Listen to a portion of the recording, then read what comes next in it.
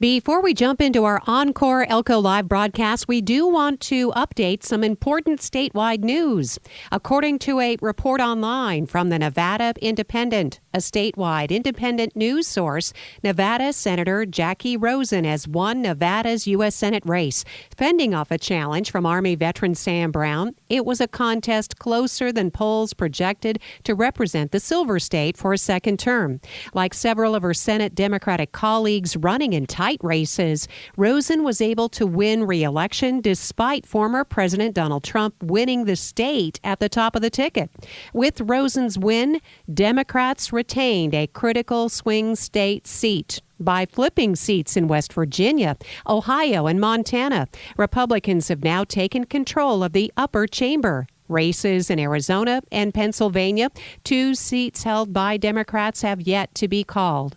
The Nevada Independent was able to call the race for Rosen, who currently leads by more than 12,000 votes because of the makeup of outstanding ballots. In Nye County, a reliably red rural area, they've yet to post about 10,000 mail ballots, and that will surely improve Brown's totals. But with more than 30,000 mail ballots in Washoe County and mail that arrived on Election Day evening or after Election Day still to come, the bulk of the remaining ballots are mail from Clark and Washoe counties, which Rosen has won by significant margins. Rosen's victory will be far narrower than many polls projected, but it is a significant feat, given that Donald Trump, who currently leads in the state by the close to 4 percentage points, won Nevada. As of Thursday morning, Rosen had not yet declared victory and Brown had not conceded. Rosen raised significantly more money than Brown. U.S. Senate races in the purple state of Nevada have become increasingly expensive. 2024 was no exception. Close to $165 million was spent on the race per ad impact. Democrats had the advantage, spending $94.3 million to Republicans' $70.3 million. Again, the news from the Nevada Independent is that Senator Jackie Rosen has won Nevada's U.S. Senate race, fending off a challenge from Army veteran Sam Brown. Today's Elko Live is an ENCORE broadcast with news from the Elko City Utilities Director Dale Johnson. He was talking late last month about a sweeping modernization plan in which all Elko City residents and commercial customers will be required to have water meters. In today's broadcast, Johnson talks about the timeline of the project and anticipated expense. The conversation was in advance of the final council meeting before the required $14 million bonding was approved. And are you ready to talk water? Sure, let's do it. Okay. Dale Johnson is our Elko City Utilities Director, and a few months ago, it might have been even this time last year, I think you came on, or even earlier in the year, with some of your employees, some of the department's employees, to talk about, you know, the importance of this water modernization plan, which now you've been given the go-ahead, right? Yeah, we've been given the go-ahead.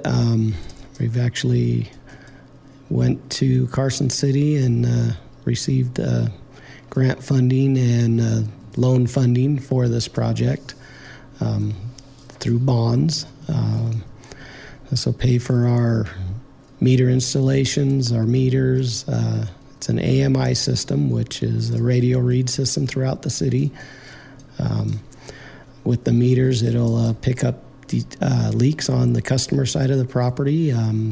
Customers will have the ability to log on to their account and see what they're actually using each day or over a month period. So it's very user-friendly for the community, and it should help with water conservation as well. How does it compare with what, say, the Spring Creek Association has? Because we hear all the time about water woes in Spring Creek and how expensive it is, Dale. So with the bonding and loans for this, we're taking out $14 million at 1% interest over a 20-year period. So our payback on it's over that 20 years, and it's 2 payments a year, roughly around $600,000, which our user fees would pay for. We've already had our rate increase, so we wouldn't be having another rate increase going forward. So we should be in a good position to pay this back and get this infrastructure built. So when you talked about that user fees, we actually invest in our water system every time we pay our water bill? We do. So much money a year goes back into depreciation. So long-term costs of replacement of water lines, meters, things like that. Well, that's healthy, right? Yeah, it is. And I hope people don't mind, but I think it's important we remember Lee Hoffman right now, because Lee wasn't just the chairman of the Elko County GOP Central Committee, but when he was on the city council, he actually established the foundation for what we're able to enact today, didn't he? Yes, he did. Yeah, he was a good guy. And he cared a lot about the city, and he cared about our water and sewer infrastructure. He really was an advocate of that, and always said we needed first world infrastructure. And he believed in taking responsibility for, if you consume it and you use it, and you should be able to pay for it, right? That's right. Yeah. Thank you, Lee Hoffman, for the water modernization plan that we're about to embark on. In fact, Lee and Lynn both were regulars at Elko City Council meetings, so there'll be an empty seat at City Council when the council meets at 4 o'clock this afternoon. Very deeply missed. So, as you mentioned, that $14 million, and the city may not use all of that. It's 1% interest for 20 years, so that's a pretty good bond. Yeah, and we may not use all of it. $1.5 million of that is a principal forgiveness bond, which the city would not have to pay back. So that also helps as well. So we're actually only bonding for that $12,650,000. So we know all this is approved. The second reading is pretty much a formality during this afternoon's meeting, Dale. It's for the purpose of financing water projects. And so what will start to happen once this, will there be a bank account with this money in it, and then the city just starts drawing from it? What are the plans? Yeah, so we would draw money from the state on it, and we wouldn't have payments due until we fully secure all the money. Or complete the project? Or complete the project. And so how long will our modernization plan take? And basically it entails installing water meters throughout city property, all the commercial, all the residential property, right? That's correct. Well, yeah, it's water modernization, which is the AMI meter system. So installing meters. With that, there's leak detection and water quality monitoring. So that would be the first RFP that's already been let out to the public for bidding. We are ready to award that, but we're just waiting on the second reading of this bond ordinance. So once that's taken care of, we could bring that first phase back to council and start procuring some of the equipment for the project. And then there's a second part of that project for the modernization aspect of it, for asset management, smart pumping, which will help our wells and electricity costs, and monitor our pump and motor equipment. So, yeah, it's another big portion of the project that we'll be letting that contract out on November 6th. For interested parties to bid on some of those materials and things. That's coming right up. So how many meters do we have to install? We have about 10,500 connections throughout the city, and we have roughly 1,600 meters in the ground currently. So there we have 8,000 meters roughly to put in. And so how much time does it take to install a meter?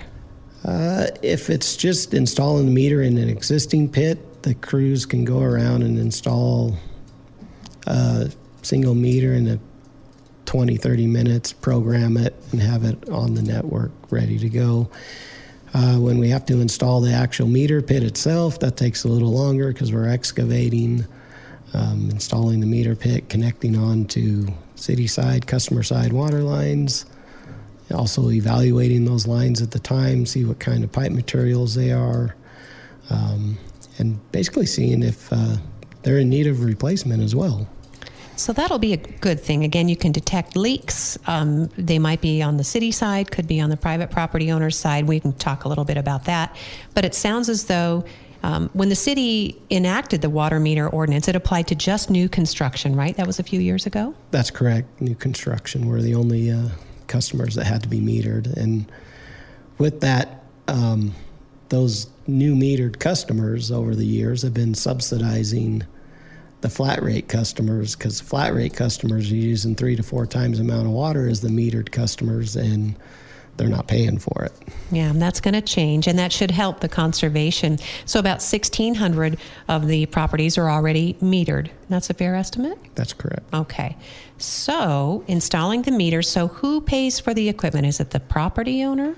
So this will be all funded through these bonds, and the loan we're taking out for that $12,650,000. Okay. And we've spent some time, a few months, talking about the ramp up to this.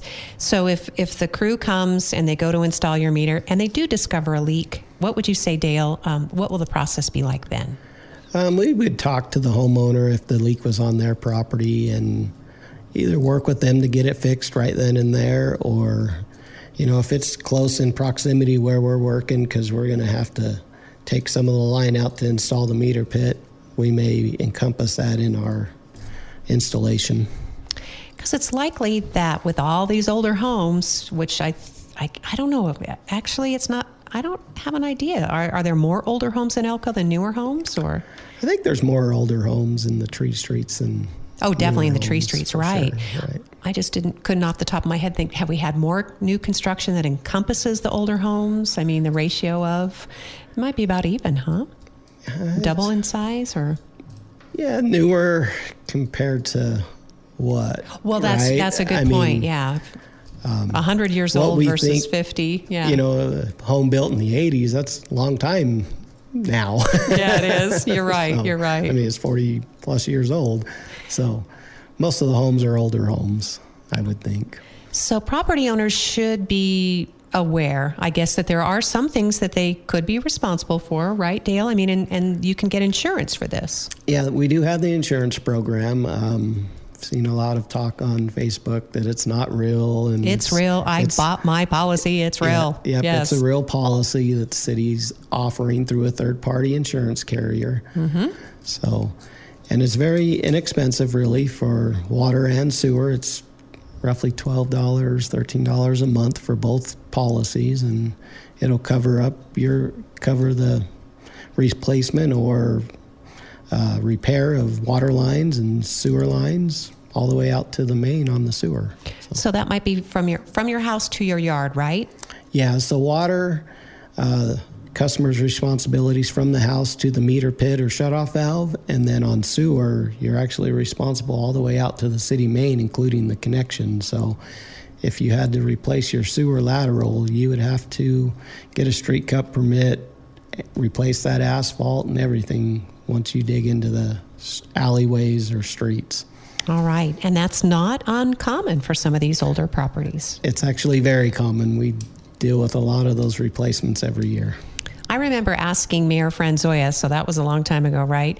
I said, because we were talking about property taxes on homes. I think that was right before the big initiative was launched. And I said, well, why is it that, an older home owner pays less property tax? And the way he explained it was, well, that city leaders at least see it as when you have an older home, you often do pay for big things, whether it's like you have to have a chimney repointed or water and sewer. There are some big things that could happen that you're responsible for. Yeah. So. And that really goes with the utilities. I mean, water lines are expensive to replace, even if it's a 3/4 inch line run into your house. I mean, that's a lot of excavation on your private property and installing a new service line. All right. So property owners could be responsible for some of this. If they want to know more about the insurance policy, which is real, what's the best thing to do? They can contact City Hall, either the Utilities Department or Water Department Finance Billing. Okay. And then you can get the website. Yeah, we can get the information to them if they haven't got one of the flyers in the mail. Or you threw it away because you didn't think it was real. Yeah. Right, exactly. But you still have time, and here we are approaching the new year, so it's a good time to get this insurance before this all starts to happen, right? Yeah, and depending on the type of material, especially in some of the older areas like the tree streets, depending on the pipe material, depending on the year the home was built, it could be a lead service line, it could be a galvanized service line. There's a number of things. We haven't found any lead service lines on the city side of the system to date. We've have found some lead connections, which we replace when we find those. But there's no telling if the customer's line could be one of these materials that's required to be replaced. All right. And again, that could be the property owner's responsibility. It could end up being that way. Okay. Thank you, Dale. Again, we're just trying to remind people it's a water modernization plan. It applies to everybody within Elko city limits. And it could start happening as early as the new year, right? Yes, that's correct. Okay. Yep. I mean, once winter lets up. Yeah, as soon as we are able to get in front of council and get our first RFP bid approved, then we can start purchasing materials. Some of the meter pits that are existing, we could start installing meters after first of the year. So some of this isn't up to the city utilities department or the water or sewer department, but there are some things like homes that are converted into apartments. Will they have separate water meters? Apartments, typically, we've gone out and tried to get a lot of the apartments metered over the past 10 years. It actually saves them quite a bit of money. Then they can separate their irrigation out as well. So they would have meters on the apartments, meters on their irrigation, and then, it kind of saves them money. There's still some of the smaller apartment units, duplexes, triplexes, things like that haven't been metered. But again, that would probably save them quite a bit of money. And most of those have a single service. So it would even benefit them in that aspect. All right. So the city will reach out to them when the conversion comes, or they can contact the city if they want? They can contact the city if they want to get moved up on the list or at this point. But after probably July or January 1st, it's going to be mandated and we'll start installing meters. Okay. So that's the date, January 1st, 2025. Yeah. All right. And it could save you money if you're an owner of a VRBO, for example, too, right? So, because you've been paying a flat rate, but if you don't have people in your home all the time, then you're just going to pay for what they use. That's correct. All right. So there's plenty of incentive. Any of the concerns that you want to address, Dale, or anything that you have been hearing that you want to make sure you have a chance to clear up? We are doing a sewer line assessment right now. We have contracted with R.H. Borden. Their crews are out in the community doing an acoustic assessment on manholes. So they'll open up 2 manholes at a time, and they'll put their acoustic readers on the manholes down in the hole, and it'll send an acoustic reading down the line, and it'll tell us if the sewer remains blocked or has any imperfections in it, things like that. And it'll score it out, and then we'll get that score and be able to focus our maintenance and repairs on specific areas rather than starting at one end of the city and cleaning, cameraing areas that don't need cleaned or cameraed and focus on the areas that do. So is this separate from the modernization plan since it's sewer? It is separate, yep. This is something we budgeted for in this year's budget.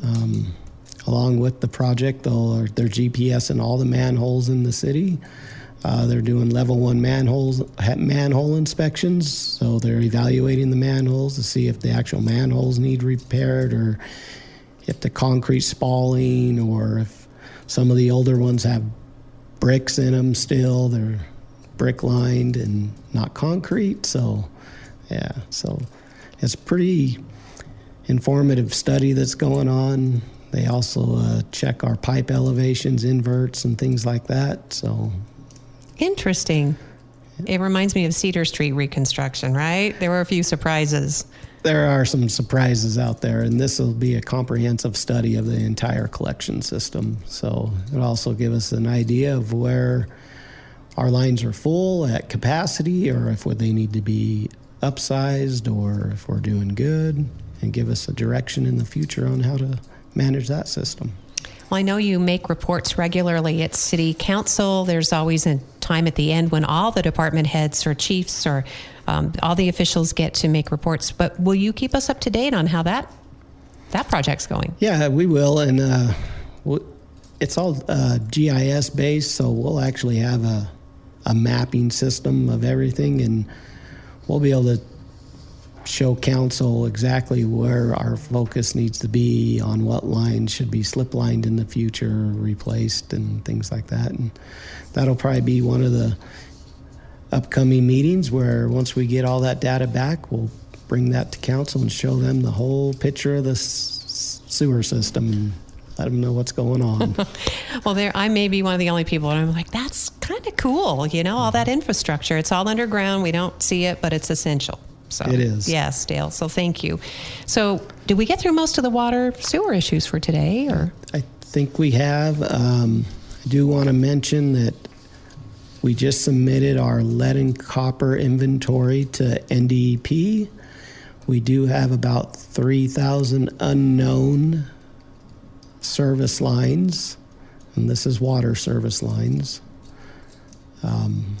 You're on top of it because that's a federal mandate, right? It is, yeah, and that list was due the 16th of October, and then now we have 30 days to notify any homeowner that has an unknown, so they will be receiving a letter from the city. We're partnering with 120 Water to send those letters.